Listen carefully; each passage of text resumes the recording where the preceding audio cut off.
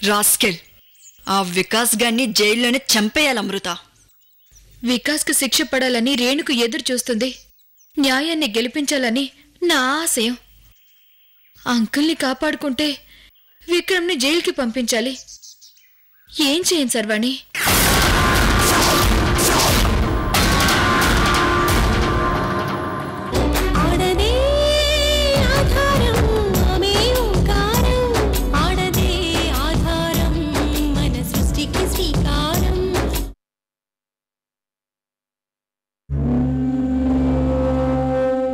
పాండు, అమ్మని పరిస్థితుల్లో చూసి నాన్న మళ్ళీ సన్యాసుల్లో కలిసిపోలేదు కదా? అయ్యో లేదనా, అమృత వదిన ముందు ప్రామిస్ చేసి అమ్మను వదిలి వెళ్ళనని చెప్పాడు.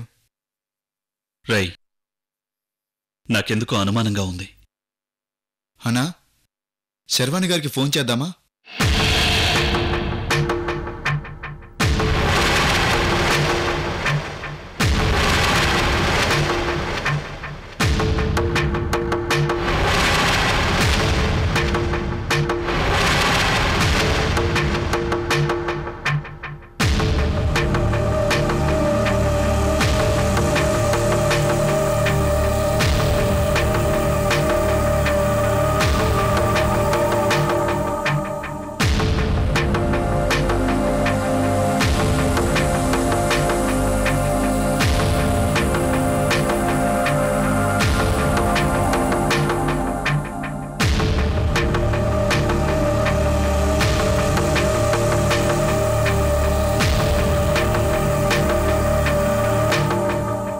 మేడం, అంకుల్ నైట్ హాస్పిటల్లోనే ఉన్నాడు కదా?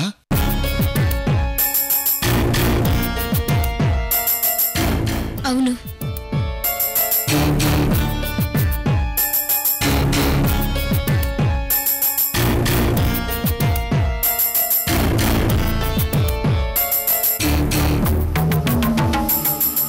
మీతో ఏమైనా చెప్పారా మేడం?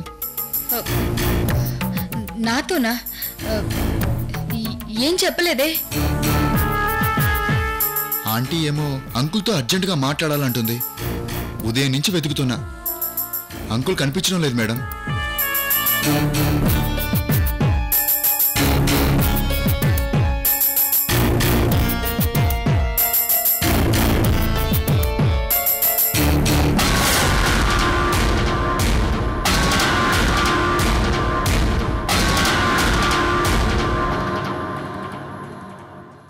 హాస్పిటల్ మొత్తం వెతికాం, చుట్టుపక్కల గుళ్ళల్లో కూడా వెతికాం, ఎక్కడ కనిపించలేదు మేడం.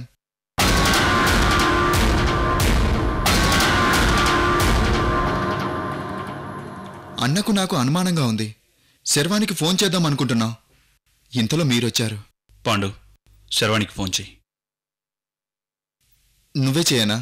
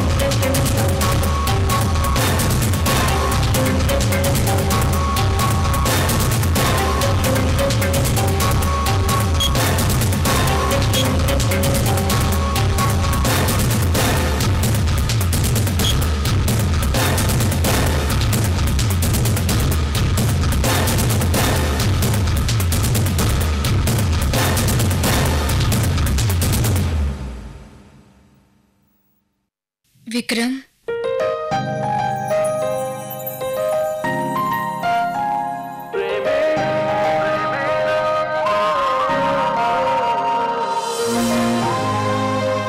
విక్రమ్ విక్రమ్ విక్రమ్ విక్రమ్ విక్రమ్ విక్రమ్ విక్రమ్ విక్రమ్ విక్రమ్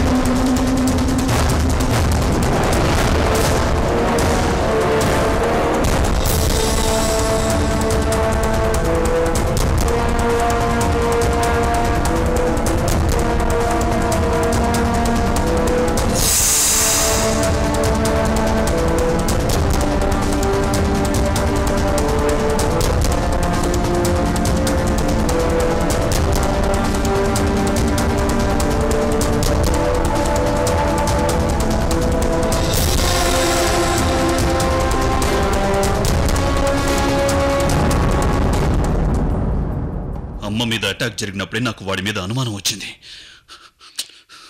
మన కాన్సంట్రేషన్ మొత్తం అమ్మ చుట్టూ ఉంది. ఈలోపు వాడికి నాన్న తిరిగొచ్చాడని తెలిసి కిడ్నాప్ చేసి ఈ ప్లాన్ వేశాడు.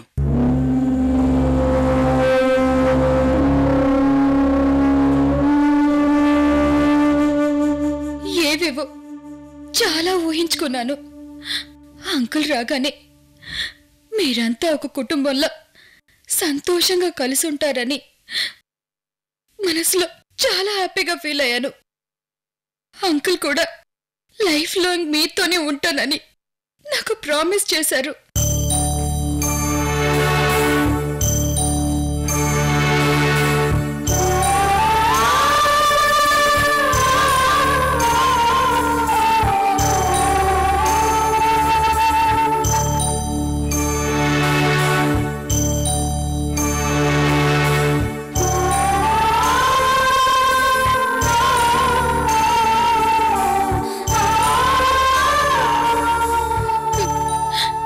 హాస్పిటల్లో ఇంత సెక్యూరిటీ ఉంది, మనందరం కూడా ఉన్నాం. అంకుల్ నా పక్కనే కూర్చున్నారు. ఎప్పుడు ఎలా కిడ్నాప్ చేశారో అసలు తెలియడం లేదు.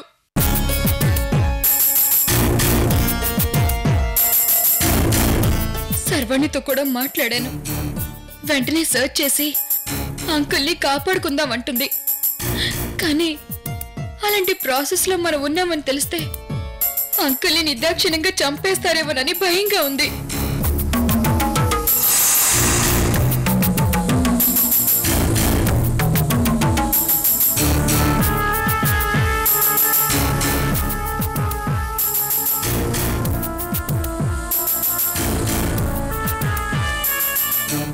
నాన్న ఎక్కడున్నాడో నేను కనుక్కుంటాను.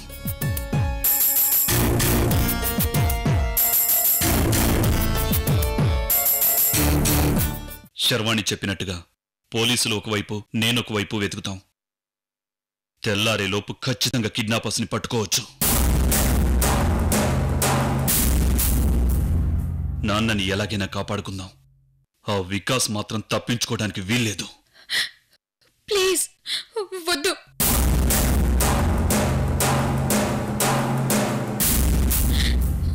వద్దు ప్లీజ్.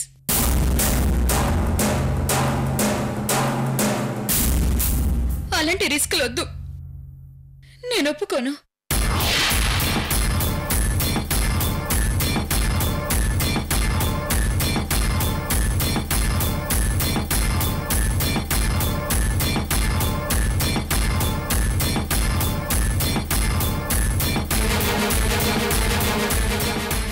మనకెక్కువ టైం లేదు.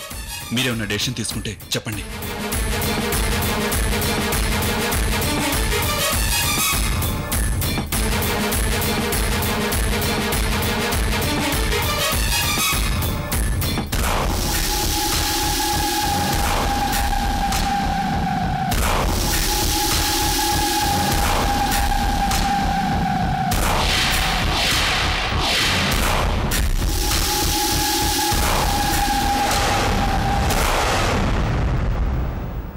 ఏం చేయాలో నాకు తెలీదు, కానీ ఎలాగైనా అంకుల్ని కాపాడుకోవాలి.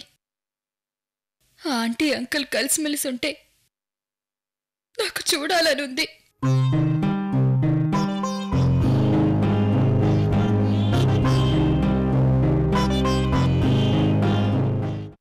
వికాస్కు శిక్ష పడుతుందని రేణుకు వెయిట్ చేస్తుంది. ఇన్ని దుర్మార్గాలు చేసినవాడు ఆంటీని చంపాలనుకున్నాడు. ఇప్పుడు అంకుల్ని కూడా కిడ్నాప్ చేశాడు. అలాంటి వాడిని చూస్తూ చూస్తూ ఎలా వదిలిపెట్టాలి? వాడికి శిక్ష పడకపోతే నేను చదివిన లాకి అర్థమే లేదు. ఇప్పుడు నన్నేం చేయమంటారు? అదే ఆలోచిస్తున్నాను. ఏదో ఒకటి చెయ్యాలి.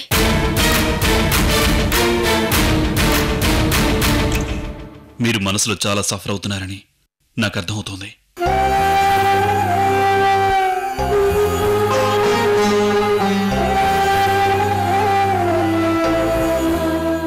ఈ ప్రాబ్లం నాకు వదిలేయండి.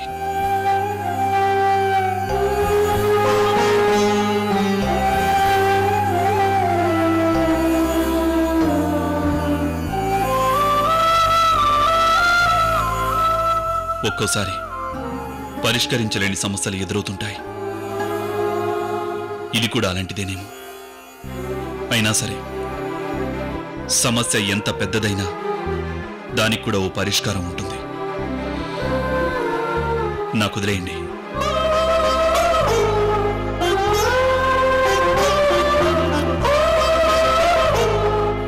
ఏం చేస్తా?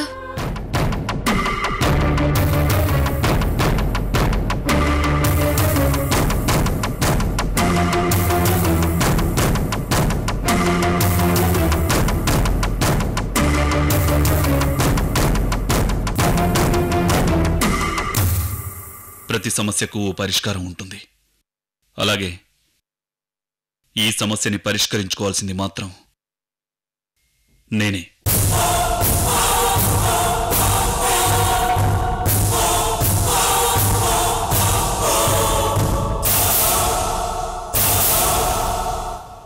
నాన్న వాళ్ళ చేతుల్లో ఉన్నాడు. మనం ఏ చిన్న పొరపాటు చేసినా చంపేస్తారు. విడిపించుకోవడానికి మనకంత టైం కూడా లేదు. అది రిస్క్ కూడా.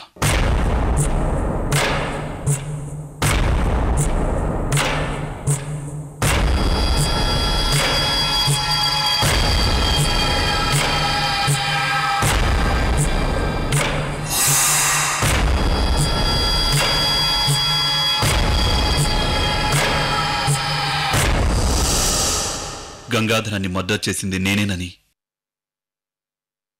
ఒప్పుకుంటాను.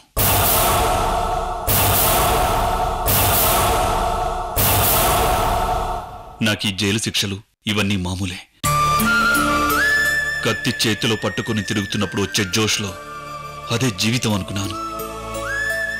మంచివాడిగా మారాక అసలు జీవితం ఏంటో అర్థమవుతోంది.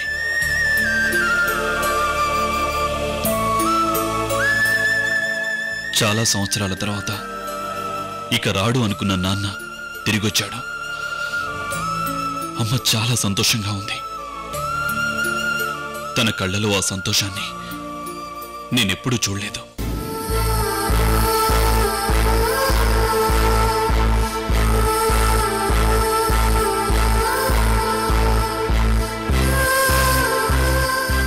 చిన్నప్పుడు నేను పోలీసునవుతానమ్మా అని అమ్మతో చెప్పేవాణ్ణండి. కానీ మాఫియా వాణ్ణయ్యాను. నాన్న అమ్మను ఒంటరిదాన్ని చేసి వెళ్ళిపోయాడు. నా మీద ఆశతో బతుకుతున్న అమ్మను వదిలేసి చిన్నప్పుడు నేను వెళ్ళిపోయాను. తండ్రి కొడుకులిద్దరం అమ్మను కష్టపెట్టాం.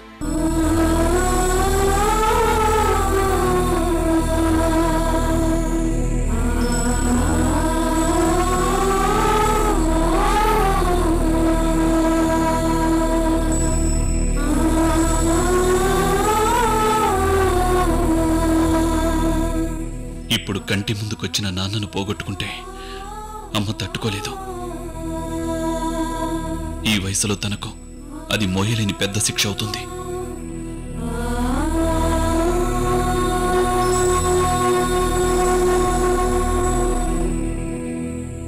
ఈ సమస్య నుంచి బయటపడాలంటే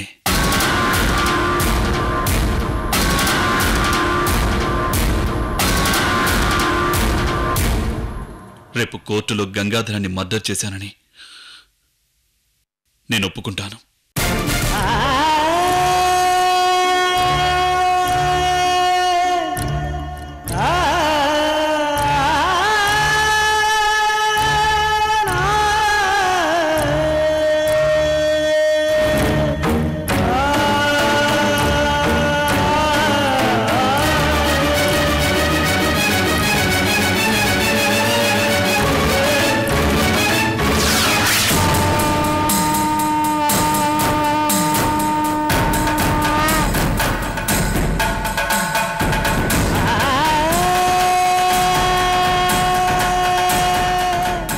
నేను ఈ మర్డర్ కేసును ఒప్పుకుంటే నా ఒక్కడికే శిక్ష పడుతుంది. అదే నాన్నని పోగొట్టుకుంటే మీరంతా బాధపడతారు. మీ అందరికీ శిక్ష పడుతుంది. అందుకే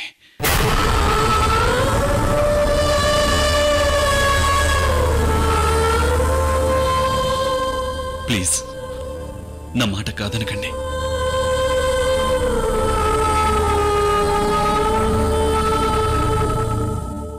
ఆ వికాస్ గాడికి న్యాయస్థానంలో శిక్ష పడే తలరాత లేదు. వాడి చావు బయట మీ చేతిలోనే రాసిపెట్టుంది. అందుకే కోర్టు నుంచి కూడా వాడు తప్పించుకుంటున్నాడు.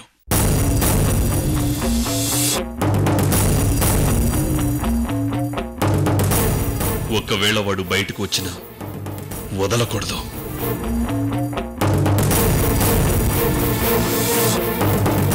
మీరేం టెన్షన్ పడకండి. నాన్న క్షేమంగా తిరిగి వస్తాడు. అమ్మ సంతోషంగా ఉంటుంది. అన్నీ ఆలోచించే నేను ఈ నిర్ణయం తీసుకున్నాను. మిగతా లీగల్ వ్యవహారాలు మీరు చూసుకోండి.